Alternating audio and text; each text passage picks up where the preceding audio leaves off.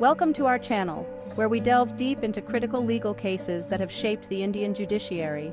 In today's video, we will explore the Sajjan Singh case, a pivotal moment in the interpretation of the Indian Constitution. This case is essential for understanding the relationship between the Parliament's amending powers and the judiciary's role in protecting fundamental rights. If you're preparing for the UPSC exams or simply interested in constitutional law, this video is for you.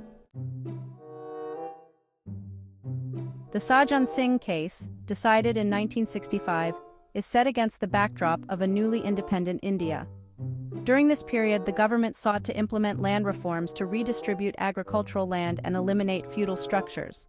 However, these reforms were met with legal challenges, particularly from landowners who argued that their right to property, a fundamental right under the Constitution, was being violated. The 17th Amendment was introduced by the government to place certain land reform laws in the 9th Schedule, effectively shielding them from judicial review.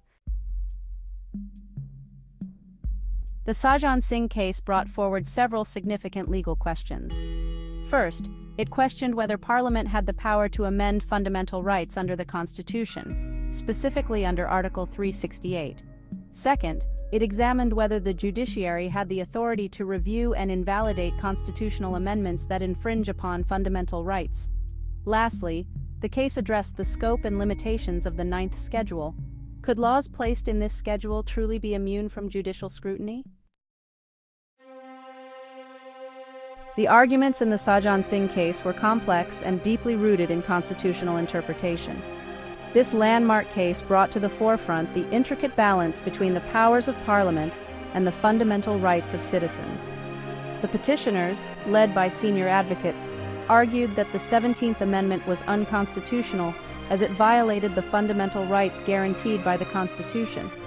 They asserted that the amendment infringed upon the basic freedoms that form the core of the Constitution, such as the right to property and equality before the law. They contended that Parliament's power to amend the Constitution did not extend to altering its basic structure, a concept that was beginning to emerge in legal discourse, though not fully developed at this time. The petitioners emphasized that allowing Parliament to have unchecked power to amend the Constitution could lead to the erosion of fundamental rights and the democratic framework of the nation. On the other side, the Attorney General representing the government argued that Parliament had absolute power to amend any part of the Constitution, including fundamental rights, under Article 368. He maintained that the Constitution granted Parliament the authority to make necessary changes to address the evolving needs of society. He emphasized the need for land reforms as a measure of social justice, which, according to the government, outweighed the individual right to property. The Attorney General argued that land reforms were essential for redistributing land to the landless and ensuring equitable development, which was a crucial goal for the newly independent nation. He contended that the 17th Amendment was a necessary step towards achieving social and economic justice, aligning with the broader objectives of the Constitution. The case highlighted the tension between individual rights and collective welfare, a recurring theme in constitutional law. The judges were faced with the challenging task of interpreting the extent of Parliament's amending power while safeguarding the fundamental principles of the Constitution. This case set the stage for future debates on the basic structure doctrine, which would later become a cornerstone of Indian constitutional law. The Sajjan Singh case was not just a legal battle, but a significant moment in the evolution of constitutional jurisprudence in India. It underscored the dynamic nature of the Constitution and the ongoing dialogue between different branches of government and the judiciary in shaping the nation's legal landscape.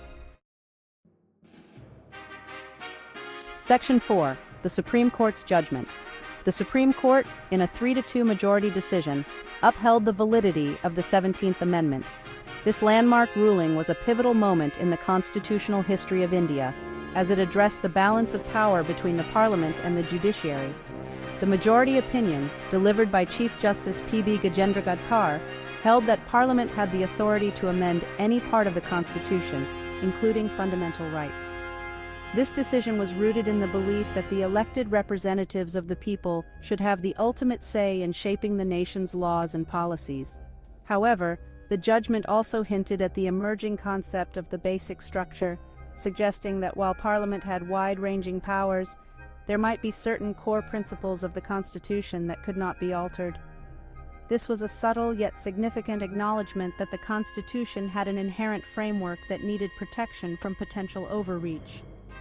The dissenting judges, however, expressed concern over the potential for abuse of power if Parliament's amending authority went unchecked, thus foreshadowing the more robust development of the basic structure doctrine in later years. They argued that without clear limitations, the fundamental rights of citizens could be at risk, and the essence of the Constitution could be compromised. This dissent laid the groundwork for future legal battles and debates over the extent of Parliament's power and the judiciary's role in safeguarding constitutional integrity.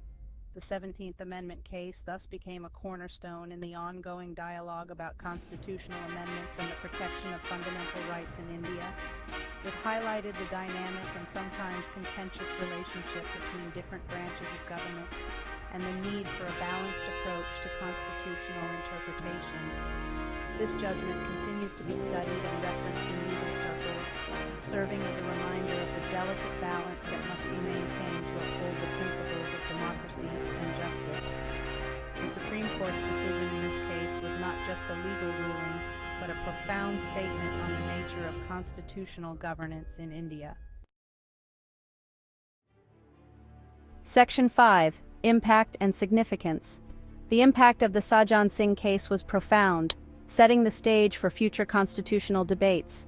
This landmark case, decided in 1965, questioned the extent of Parliament's power to amend the Constitution, a question that would resonate through the corridors of Indian legal history for decades to come. Although the basic structure doctrine was not explicitly recognized in this judgment, the seeds of this doctrine were sown here. The judges, while upholding the amendments, expressed concerns about the potential for misuse of parliamentary power, hinting at the need for certain inviolable principles within the Constitution. The case laid the groundwork for its eventual adoption in the Kesavananda Bharati case of 1973. This later case would famously establish the basic structure doctrine, which asserts that while Parliament has wide powers to amend the Constitution, it cannot alter its fundamental framework. This doctrine now serves as a cornerstone of Indian constitutional law, ensuring that certain fundamental principles of the Constitution cannot be altered by Parliament, even through amendments. It acts as a guardian of the Constitution's core values, protecting the democratic fabric of the nation, ensuring that certain fundamental principles of the Constitution cannot be altered by Parliament, even through amendments. This doctrine has been pivotal in maintaining the balance of power between the different branches of government. It has provided a robust framework for judicial review, allowing the judiciary to strike down amendments that threaten the Constitution's basic structure. The Sajjan Singh case also marked an important moment in the ongoing struggle between the legislature's desire for flexibility and the judiciary's role in preserving constitutional integrity. This tension between change and continuity is a defining feature of constitutional democracies, and the Sajjan Singh case highlighted the need for a delicate balance. The judiciary's role in preserving constitutional integrity became more pronounced after this case, as it underscored the importance of having checks and balances in place. The Sajjan Singh case, therefore, is not just a historical footnote, but a significant milestone in the evolution of Indian constitutional law, influencing the trajectory of legal thought and judicial practice in the country. The Sajjan Singh case remains a cornerstone in the study of constitutional law in India, highlighting the delicate balance between parliamentary power and judicial oversight. We hope this comprehensive overview has provided you with valuable insights, especially if you are preparing for the UPSC exams. To stay updated on more such content, don't forget to like, share, and subscribe to our channel. Your support helps us continue bringing you detailed legal analyses. Subscribe for more updates. Welcome back, viewers. In this additional segment, we address some frequently asked questions about the case and its broader implications. Pause 1S. Question 1. What was the central issue in this case? The central issue revolved around whether the lower court's decision adhered to constitutional principles, particularly concerning individual rights and governmental powers. Pause 1S. Question 2. Why was this case significant for future legal interpretations? This case set a precedent for how similar issues will be interpreted in the future, particularly in terms of balancing individual freedoms with governmental authority. Pause 1s. Question 3. How did this case impact public opinion? Public opinion was greatly influenced as the case highlighted significant societal values and brought attention to ongoing debates regarding civil liberties and government intervention.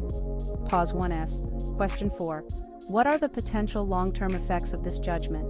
The long-term effects include guiding future judicial decisions and influencing legislative changes that aim to protect individual rights while ensuring public safety. Pause 1s. We hope this FAQ segment provided you with a deeper understanding of the case. If you have more questions, feel free to leave them in the comments below. Don't forget to like, share, and subscribe for more insightful content. Pause 3s.